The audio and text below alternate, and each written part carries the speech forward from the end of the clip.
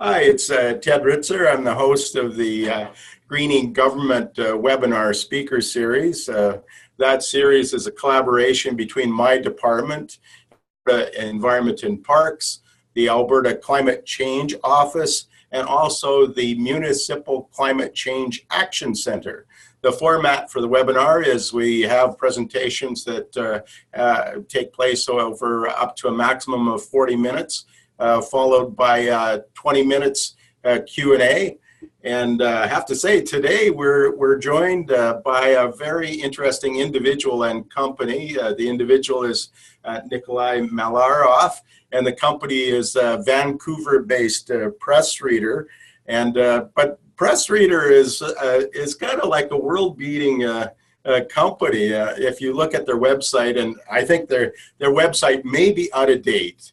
As Nikolay informed me just a few moments ago, on the website it says, I think you're digitizing 6,000 magazines and newspapers in 123 countries around the world and in 60 languages. But Nikolay, I think I've got it wrong. Maybe I'll turn it over to Nikolay for the main show here, the presentation. And Nikolay, help me out by correcting me. Thanks so much. Absolutely. Thanks, Ted. Thanks, everyone, for joining the webinar today. As Ted said, my name is Nikolay Malyarov, and I'm the Chief Content Officer at PressReader. And yes, we do work with over 7,000 newspaper and magazine publishers, but I'll talk about this in more detail in a second. Welcome to everyone who is in Alberta and outside. I'm sending warm vibes from Vancouver, so when you get out of your cold spell, think of us and think of all the vibes that we send from the West Coast. It's a beautiful, sunny day here, and it's great to be with you. So I'm coming to you today to the series on green government as a representative of a private industry and of technology industry, more specific. I'm going to share my screen, so we will begin the presentation. Very quickly, at PressReader, we are changing the way people discover great content, for the better, hopefully. We built a mobile app and a desktop platform that features more than 7,000 newspapers and magazines. It's updated daily, so every edition is on PressReader before it even hits newsstands in the local market. And beyond that kind of a digital news kiosk, however, we're also building a more social platform. The platform that monitors user behavior and creates an always free, unending stream of stories based on what a reader actually spends time reading. Users can also create their own channels and save their own collections that their friends and other users can follow to stay updated. Like, for instance, on this screen, you see Stephanie's channel, a series of her own blog posts. Or here you see Jordan's collection of images from magazines that he likes. Then, of course, brands around the world have their own channels as well, organic ways of staying in touch with their audiences. The point is, and the reason why I'm telling you all this and giving you this background, is that our business is inherently green. That much is obvious, right? Where once there were printed newspapers and glossy magazines, you've now got a single app on your phone or on your tablet that has thousands of titles. Great. That's where we started too. That was the obvious road. We had marketing material that emphasized the greenness of PressReader. We talked about how many trees we were saving at the time. And we pitched our business as a replacement to newspapers and magazines. And guess what? It didn't take everywhere.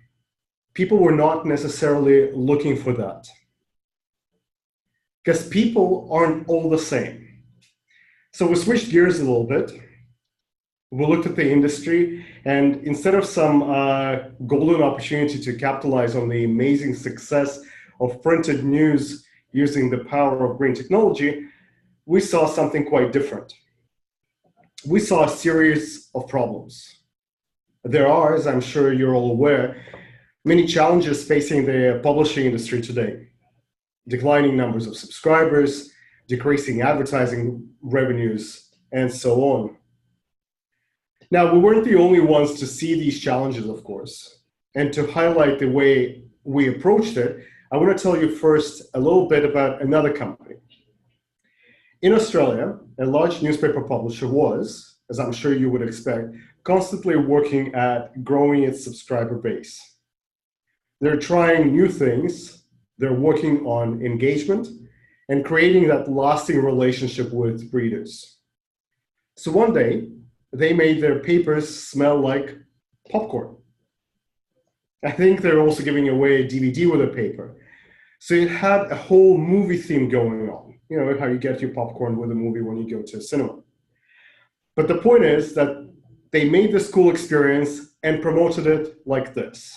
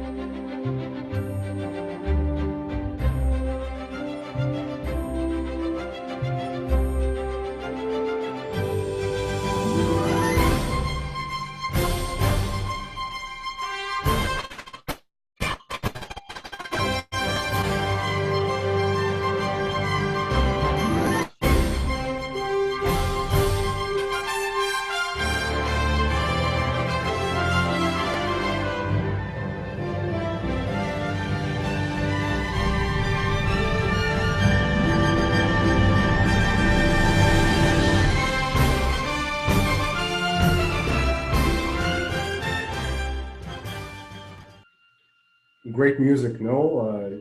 It's a John Williams style, you know,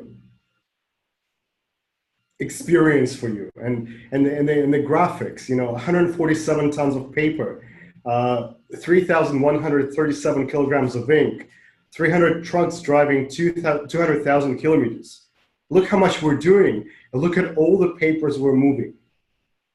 Now, you get the point. They saw the challenges, the same challenges that we're seeing, and their solution was to position their company as the giant it had always been. It was obviously not very green. And talking about spools of paper and delivery trucks and kilometers, going green clearly isn't their focus. Interestingly enough, this particular promo is from 2 weeks ago. This is a very fresh campaign that this particular publisher is doing.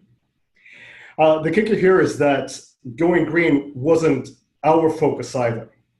We saw these challenges and we didn't think, how do we make this more green? What we wanted to know was, how do we make this work? Using technology, digital media, replacing newspapers and magazines in some cases where it makes sense. That was the result, a fantastic result. It wasn't the goal. And it goes to show you that when we talk about greening a company or greening government, it doesn't have to be a sacrifice. It's all about how you choose to solve the problem, but you still have to solve it. So PressReader is actually a partner of many hotels and airlines and libraries around the world. Those partners open up our platform free of charge to their passengers, guests, patrons. And instead of bringing 10 copies of one paper or magazine on an airplane, or dropping a single mag in every hotel room, what we found was that some audiences appreciated the environmental component. Some loved that, especially in the library space. Some, however, didn't care. But our product, our process, our end result worked for all kinds of people. Because there's been a major shift in the way we consume media. There's been a real transformation of the way people consume media. It's probably no surprise to see that as the number of Blockbuster stores declined, the number of Netflix subscribers rose. Interestingly, Blockbuster had a chance to buy Netflix in 2000 for $50 million, that's million with an M, dollars, but turned it down. If you know what the market cap of Netflix is today, it's the same or slightly higher number, but in billions. And it's important for all of us to recognize this shift, accept the shift, and ask ourselves where we fit. How does it affect us? How can we manage it or capitalize on it? We saw the same thing happen with CD sales, and this, arguably not a very scientific graph, shows the number of CD sales in the US and how they declined in proportion to the growth, the trend of growth in the number of Spotify subscribers. Again, it's not that people don't want to buy music anymore, quite the contrary. It's not that they don't see the value in the content. It's that the way they want to consume it has changed. Know that I'm saying has changed, has shifted. This is not something that's about to happen. It's not about getting ready for the future. It's now. It has already happened. Even in my world, in the world of journalism and print news, it has happened.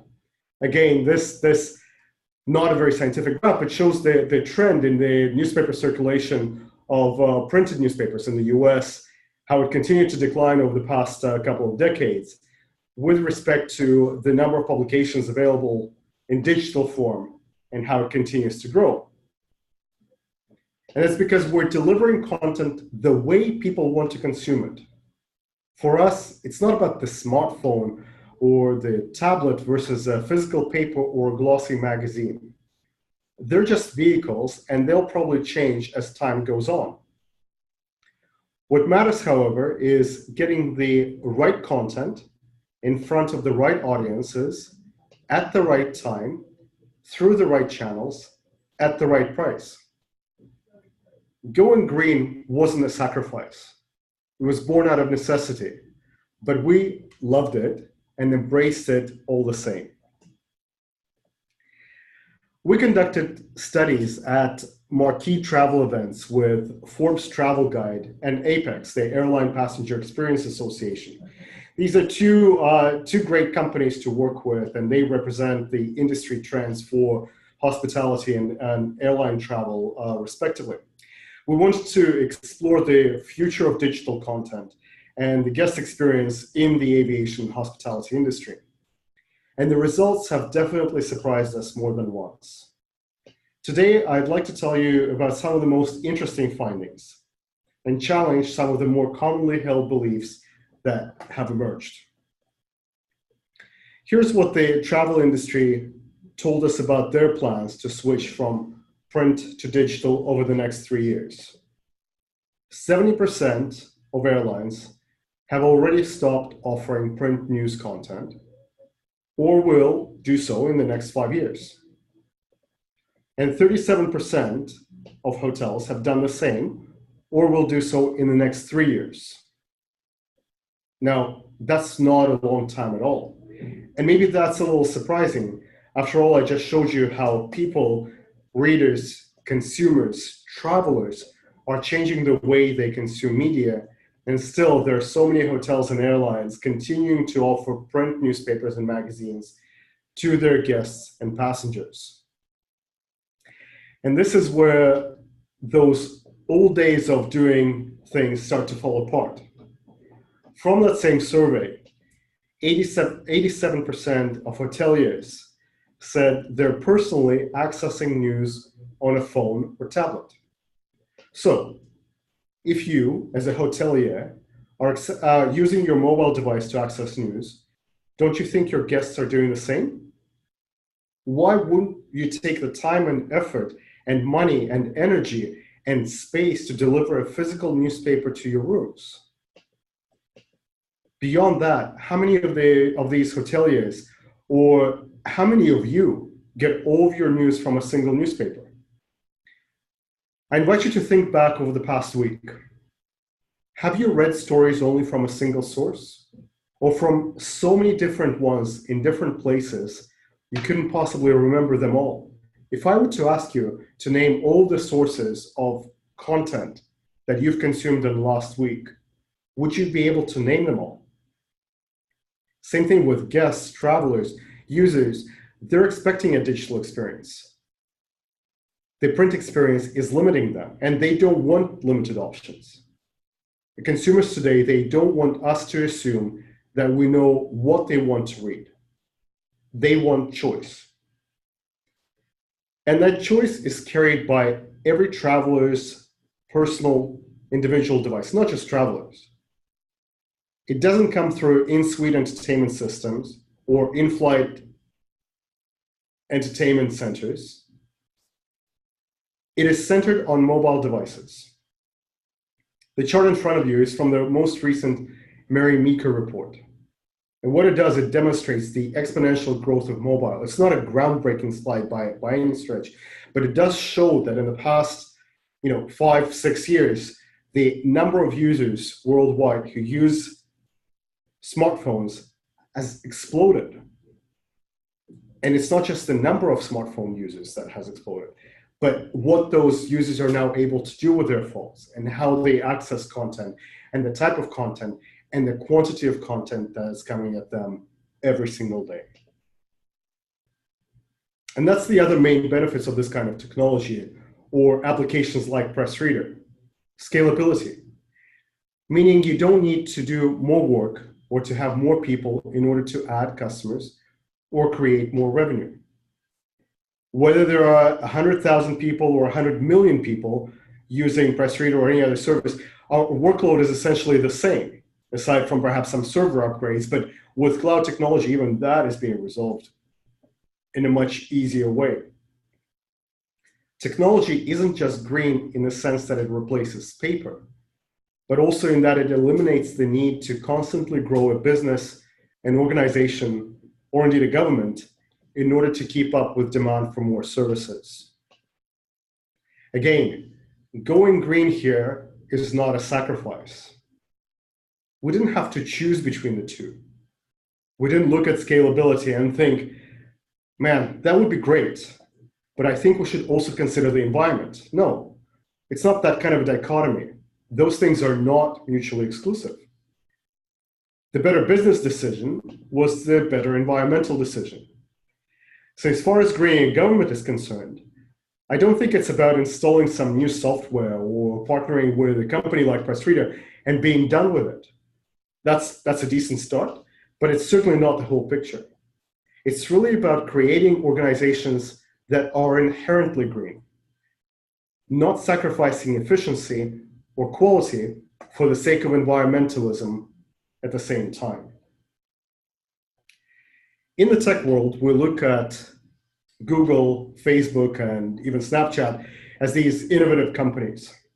We focus on the way they've come up with new monetization models for content, or the way they've centralized information and organized it into a searchable database. We talk about the features and the things those features make possible. But one thing is, we never say, Google and Facebook sure have helped the environment. People are printing fewer maps. That's great. I mean, that's certainly an environmental impact. People have fewer phone books, thanks to Facebook.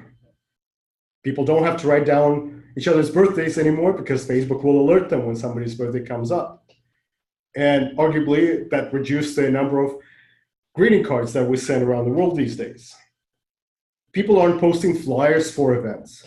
They're inviting their friends online. They're not paying for outdoor posters. They're buying search ads. Machine learning, new methods of monetization, artificial intelligence, virtual reality, they all make technological and business sense. But they're also all essentially green. But they never would have come to be if green was the point. Let's look at some other industries, a totally different company. Clorox. This company is able to have a director of environmental sustainability. Alexis Limbarakis is her name. And here's what she said. roughly 40% of our growth in recent years has come from more sustainable products, end quote. 40%. And so while Clorox's goal, of course, isn't to create the greenest company possible, they're still, quote unquote, going green.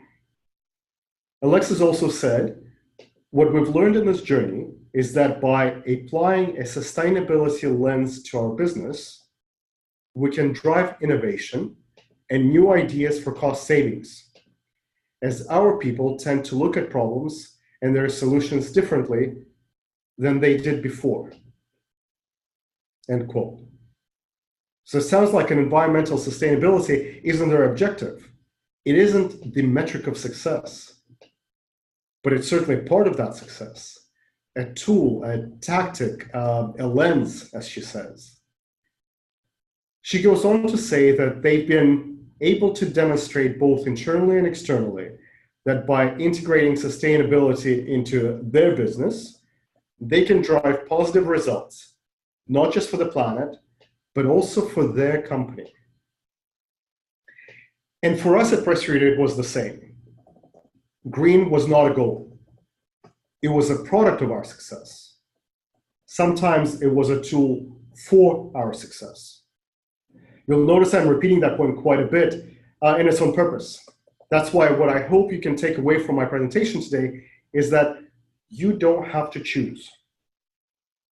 You can find a new way, a new process, and a new way of looking at a problem that is not only better suited to reaching your goals, but also contributes to greener government. Think of it this way. We all know greenhouse gases. We hear about them all the time, sometimes more on this side of the border than south of us. They're the big bad. They're no good. We've got to watch out for the scary greenhouse gas. Eliminate as much of it as possible. If something makes greenhouse gas, we don't want it. But what if I told you that the World Economic Health Forum found that the global livestock emissions account for more than 1/7 of all man-made greenhouse gas emissions? What if I told you that a huge portion of greenhouse gases came not from a picture of what you see in front of you, but from cows? Specifically, their burps. It's true, I'm not lying. But what do? How does, say, the Canadian government or the Alberta government achieve its goal of reducing its own greenhouse gas emissions by 40% by 2030? Eliminate all cows? No, that seems ridiculous. The current approach with other less silly situations is to remove the problems entirely, regulate them, shut them down. In the case of these methane-producing cows, the same researchers looked at that information and found a different way to reduce the greenhouse gas emissions, a way that was, much nicer for the cows. Turns out that adding seaweed to their diet can actually reduce the amount of gas they produce by 20%. It does the same in sheep, and in fact by 70%. Seaweed. It wasn't immediately obvious, of course. There isn't usually a lot of seaweed around these burping cows. The process was, and the lesson they've learned, was that the goal could not have been to reduce gas emissions. Otherwise, the best thing to do would be to get rid of the cows and have a barbecue or something. The goal was to produce whatever it was the farmers were producing. The goal was to have a sustainable farm, or it was to feed a population, whatever. The greenness was only a piece of it. So if it is not our goal to green our company or to green others, I'm going to use green as a verb from now on, and it never was our goal, by the way. It's not what we focus on or stress. If so, then do I believe that thinking about green activities is important? Does PressReader value sustainability? Of course. Yes, people have an appetite for environmentally conscious action, especially from the brands they interact with. and the governments that are important to them. It is about checking your mindset. And these are the lessons that we've learned. Building a global technology company that works with partners in 120 countries, but delivers that content to every single continent, including Antarctica. Here's the knowledge that we've accumulated that we're sharing on behalf of the private industry. It's groundbreaking, and it's definitely something you've never heard before. What we've learned is that people everywhere hate regulations. Of course, I'm not serious when I say that's new information, but when regulations appear to encroach on personal freedoms or personal rights, people aren't happy. When laws or regulations stop people from doing something they want to do or believe they ought to be able to do, they're not interested. And in that way, policies that attempt to regulate or enforce green requirements are almost always met with heavy opposition.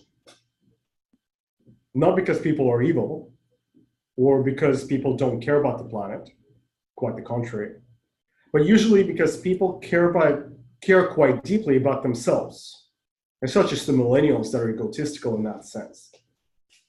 We're all about me first now.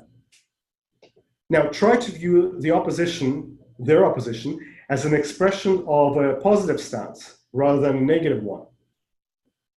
If you do, you can see how supposed green policies or green regulations can be seen as a hindrance, as a sort of nuisance that gets in the way of success, something that impedes progress or perhaps slows us down. What we've done and what I'm trying to do and what hopefully all of you will be able to do is show those doubters that the actual impact of approaching problems in new ways. Going green won't make their life more difficult. It won't make achieving their goals more difficult, but only if you do it right. And it is about ending conversations about how to make current processes more green, which is usually done by eliminating crucial steps or stopping the process altogether.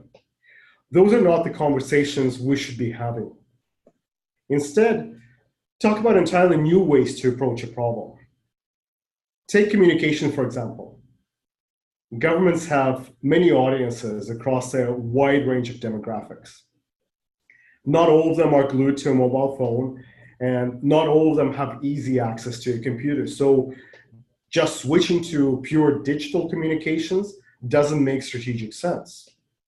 So instead of replacing printed communications with digital pieces, let's approach the problem in a new way. Depending on the message, it's TV screens in relevant public places to make sure the information is right there when it's needed. Or it's a piece of mail with minimum amounts of information and further explanations online, making the call to action abundantly clear. It's reevaluating who actually needs to see that communication and splitting your audience accordingly to avoid unnecessary confusion. It's really understanding the audience that you're speaking to, understanding how they will consume that content and how you can reach those audiences in the most effective and environmentally sustainable way. All of those choices make communications greener, but all of them have a practical, tangible benefit as well. And again, you will see that this is a repeated theme from our conversation today. Going green doesn't have to be a sacrifice. I want to thank you for tuning in today. Thank you for taking the time to listen and the energy to think really critically about how we can do better as private organizations, as government bodies, as individuals. It's sessions like this where we share knowledge across these lines that will lead to not only a greener Canada, a country that we love, and a greener world, but also a more successful one. So as a token of my thanks, I'm excited to invite all of you who are listening in live on the webinar to join PressReader for a full month, absolutely free. It's on us. We will create accounts with all your email addresses that you used to sign up for the webinar, and we'll send you your password information, your login information shortly. From there, you can download the app, the PressReader app, or browse PressReader on your desktop computer or laptop to see how we're doing more than just putting some newspapers or magazines on a screen. It's actually a new way to discover and experience the stories themselves. We actually publish our own magazine called The Insider. I'm the editor-in-chief of that magazine. And The Insider is really about sort of connecting a number of industries, not just publishing, but businesses across the world, and talk about the way they are being challenged, the way they're being disrupted, although we don't necessarily like that word, by consumers and by technology. By consumers who have changed the way they access content and the type of content that they're expecting to get, how they discover new content, and by technology that makes it all feasible. The Insider has a number of interviews that I have done with pundits across all these industries. The interviews that talk about the way that there's been a transformation in the powers to be, where it's no longer the government that controls the power, it's the people that control that power pyramid. And how, if you understand that, if you put it in the center of your decision-making process, that makes the decisions that much better and that much more accessible to the people and that much more appreciated by the people that as governments you serve. The Insider also has a number of case studies. Some of the information that I've presented in the webinar today from the travel industry, particularly, it goes much deeper into data that we have collected. But again, it's not just the travel industries, but a number of other industries. So please go into PressReader once you get your login information. Amongst the 7,300 plus newspaper and magazine titles that you'll get there, you'll get the Insider, and you'll be able to access all that information. Thank you once again. I look forward to hearing your questions about green technology and perhaps other areas of PressReader that might have caught your interest. We can talk about the role of media in today's world and the role that it plays in democratic society, perhaps. We can talk about the rise of fake news as a phenomenon, whether it's a new one or not, and anything that's on your mind. I'd love to hear your questions and perhaps engage in a very fruitful discussion. Thank you so much. Well, that was wonderful, Nikolay. That was just an incredible presentation, and I would encourage folks to submit questions via the Q&A window. But while they're doing that, Nikolay, I guess what I'd like to kind of pose is if of every dollar, 99 cents of that new advertising dollar is going to Google and Facebook right now, how can sort of news agencies survive? That's a great question.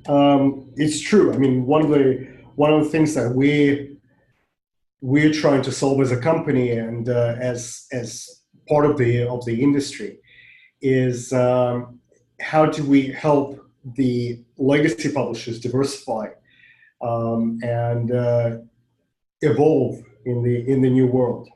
It's not an easy feat, and oftentimes, Google and Facebook, these giants are considered to be frenemies of the publishing industry. You can't live without them, and you can't really live with them. On the one hand, Google made discovery of content that much easier for the readers. We live in a search-driven world. I mean, think of the younger generation that grew up in a world with computers, with phones.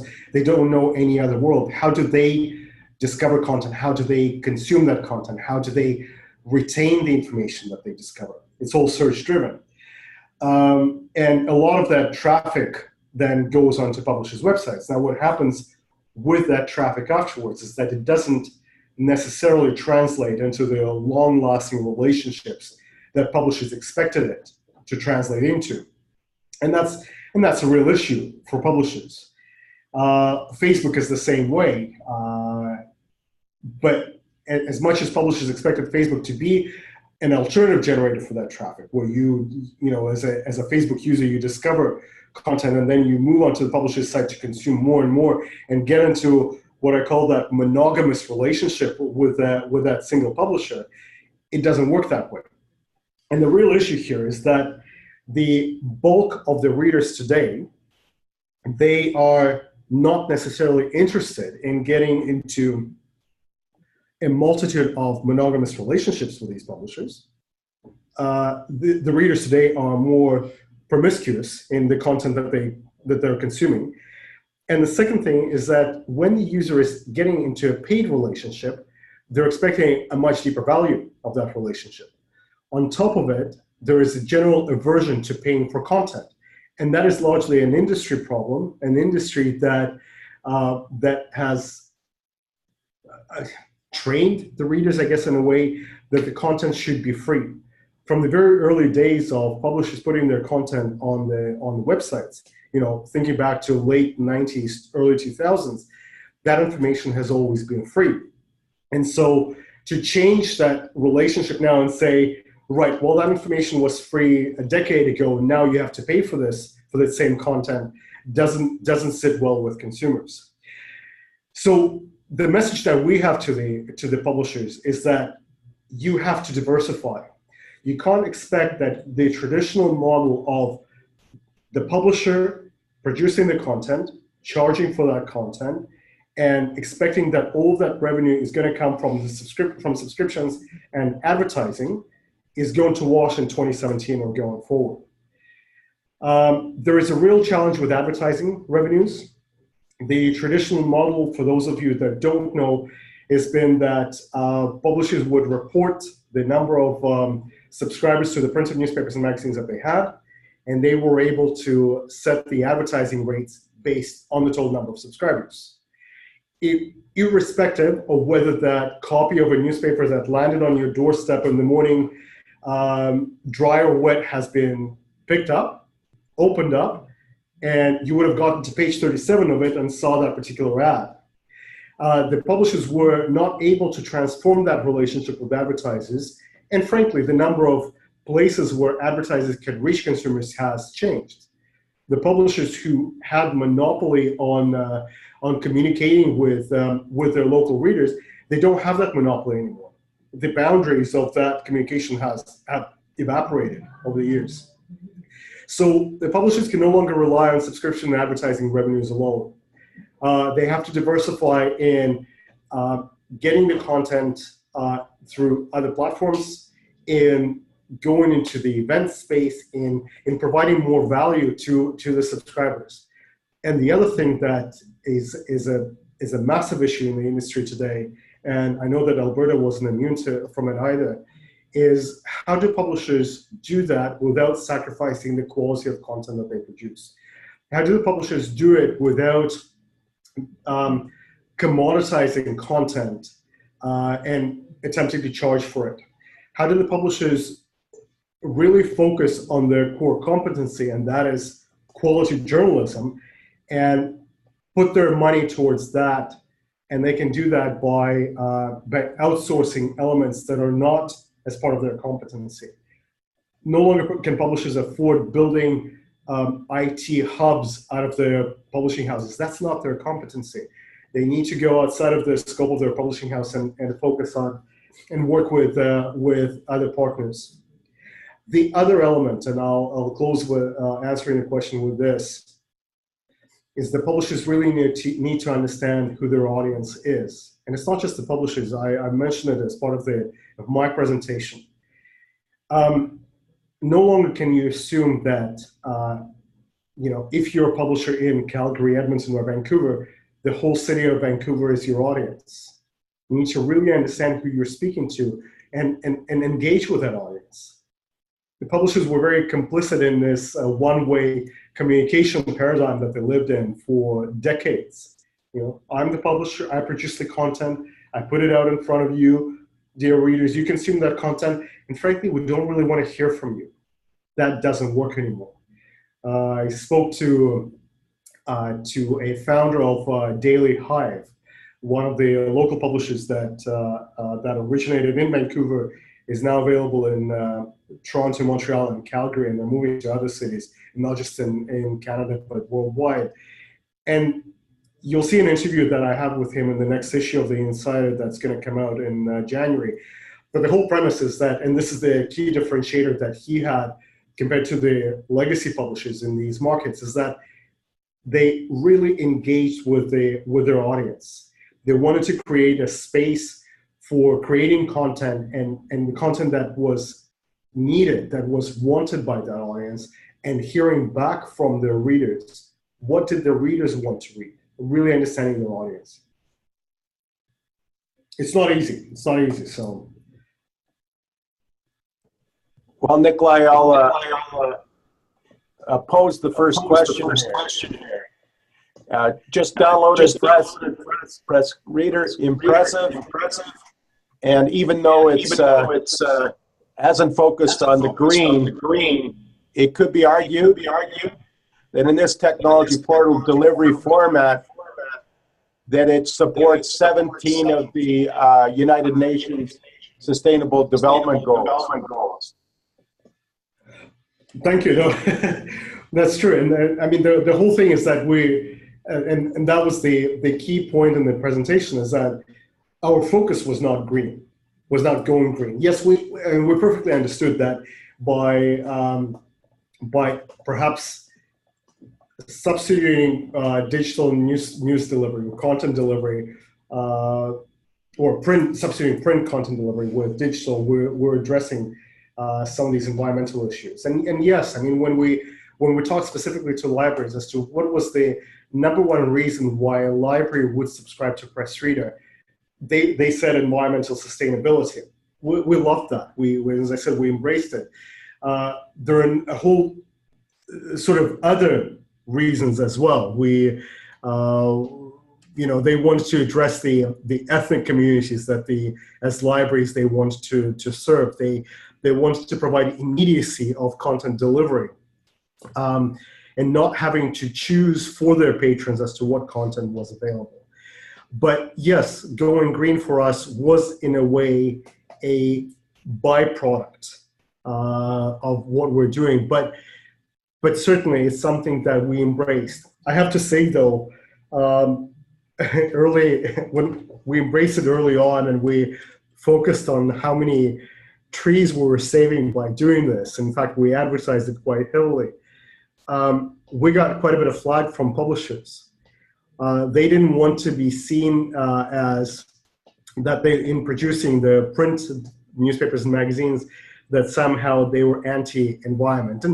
And fair enough, some of them, changed their workflows. They have done more with using recycled paper for producing new content. But as the video that I've shown you earlier from an Australian publisher, oftentimes this desire for quote unquote cool or clever marketing comes at expense of environment, and they still in some cases are not necessarily understanding the impact of that marketing, where you say that you have driven all these tons of paper, hundreds of thousands of kilometers across the country, and you boast about the thousands of kilograms of ink that you use to produce a popcorn-scented newspaper. That to those who care about the environment, this is a major turnoff. And and this is, as I said, this is 2017. Things have changed. But thank you for this question. I appreciate it. I'll try my mic now. Still getting an audio feedback. I'd encourage people to pose more questions.